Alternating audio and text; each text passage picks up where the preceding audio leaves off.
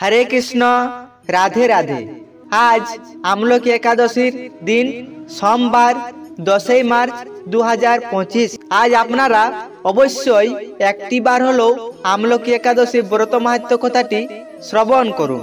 যুধিষ্ঠির বললেন, হে কৃষ্ণ, মহাফলদাতা বিজয় একাদশীর কথা শুনলাম। এখন ফাল্গুন মাসের শুক্লপক্ষের একাদশী যে নামে বিখ্যাত তা বর্ণনা করুন। শ্রীকৃষ্ণ বললেন, হে মহাভাগ যুধিষ্ঠির, মান্ধাতার প্রশ্নের উত্তরে মহাত্মা বশিষ্ঠ এই একাদশীর মহিমা কীর্তন করেছিলেন। আপনার কাছে এখন আমি সেই কথা বলছি। এই একাদশীর নাম আমলকি। বিষ্ণুলোক প্রদানকারী রূপে এই একাদশী বিশেষভাবে মহিমান্বিত। একাদশীর দিন আমলকি বৃক্ষের তলে রাত্রি জাগরণ করলে সহস্র গাভীদানের ফল লাভ হয়। হে পাণ্ডুনন্দন, পূর্বে ব্রহ্মা রাত্রিতে দৈনন্দিন প্রলয় উপস্থিত হলে স্থাবর জঙ্গম সহ দেবতা, অসুর ও রাক্ষস সবকিছুই বিনাশ হয়। তখন ভগবান সেই কারণ সমুদ্রে অবস্থান করেন। তার মুখপদ্ম থেকে চন্দ্রবর্ণের এক বিন্দু জল ভূমিতে পড়ে। সেই জলবিন্দু থেকে একটি বিশাল আমলকি গাছ উৎপন্ন হয় বা আমলকি বৃক্ষের উৎপন্ন হয়। এই বৃক্ষের স্মরণ মাত্রই গোদানের ফল লাভ হয়, দর্শনে তাহার দ্বিগুণ লাভ হয় এবং এর ফল ভক্ষণে 3 গুণ ফল লাভ হয়। এই বৃক্ষে ব্রহ্মা, বিষ্ণু আর মহেশ্বর সর্বদাই অবস্থান করেন। এর প্রতিটি শাখা প্রশাখা ও পাতায় ঋষি দেবতা বাস করেন। এই বৃক্ষকে সমস্ত বৃক্ষের আদি বলা হয় এবং তা পরম বৈষ্ণব রূপে বিখ্যাত। অতএব এই শ্রেষ্ঠ ব্রত সকলেরই পালনীয়। এখন এই ব্রতের একটি অদ্ভুত ইতিহাস আমি আপনার কাছে বর্ণনা করছি। প্রাচীনকালে বৈদিশ নামে এক প্রসিদ্ধ নগর ছিল। এই নগরে চৈত্ররথ নামে এক রাজা রাজত্ব করতেন। চন্দ্রবংশীয় পাশবিন্দুক রাজার পুত্ররূপে তিনি জন্মগ্রহণ করেন। তিনি অত্যন্ত শক্তিমান ও ঐশ্বর্যশালী ছিলেন। শাস্ত্র জ্ঞানও তিনি ছিলেন সুনিপুণ। তার রাজ্যে সর্বত্রই মনোরম আনন্দপূর্ণ এক দিব্য পরিবেশ লক্ষ্য করা যেত। প্রজারা ছিলেন বিষ্ণু ভক্তি পরায়ণ, সকলেই একাদশী ব্রত পালন করতেন। তার রাজ্যে কোনো অভাব অমঙ্গল ছিল না। এইভাবে প্রজাদের নিয়ে রাজা চৈত্ররথ সুখে দিন যাপন করতে থাকেন। এক সময় ফাল্গুনী শুক্লপক্ষের দ্বাদশী যুক্ত আমলকি একাদশী তিথি সমাগত হওয়ায় রাজ্যের সকলেই এই ব্রত পালনের সংকল্প করলেন। ওই দিন প্রাতঃ স্নানের পর প্রজাদের নিয়ে রাজা ভগবান শ্রী বিষ্ণুর মন্দিরে যান। সেখানে সুবাসিত জলপূর্ণ কলস, ছত্র, বস্ত্র, পাদুকা ও পঞ্চরত্ন ইত্যাদি দিয়ে সাজিয়ে স্থাপন করেন। তারপর ধূপ দীপ দিয়ে যত্ন সহকারে মুনি ঋষিদের দ্বারা শ্রী পরশুরাম মূর্তি সমন্বিত আমলকির পূজা করেন।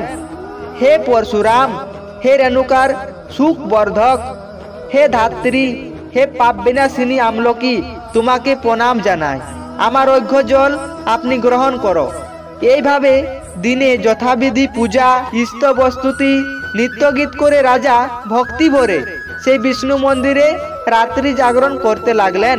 এমন সময় দৈবযোগে একটি বেদ সেখানে উপস্থিত হয়। পূজার সামগ্রী সহ বহু ব্যক্তিকে একত্রে রাত্রি জাগরণ করতে দেখে সে কৌতূহলাক্রান্ত হলো। সে ভাবল, এসব কি ব্যাপার। বিষ্ণু মন্দিরে প্রবেশ করে সে বসে পড়ল। কলসের উপরে স্থাপিত বিষ্ণু মূর্তি দর্শন করল। ভগবান বিষ্ণু এবং একাদশীর মাহাত্ম্য সে মনোযোগ দিয়ে শুনল। সারা দিন ওই বেদ কিছুই আহার করেনি। এইভাবে ক্ষুধায় কাতর হয়ে সেখানে সে রাত্রি জাগরণ করল। পরদিন প্রজাসহ রাজা নগরের দিকে যাত্রা করলেন। সেই বেদও তার গৃহে ফিরে গেল। এরপর এক সময় বেদের মৃত্যু হলো।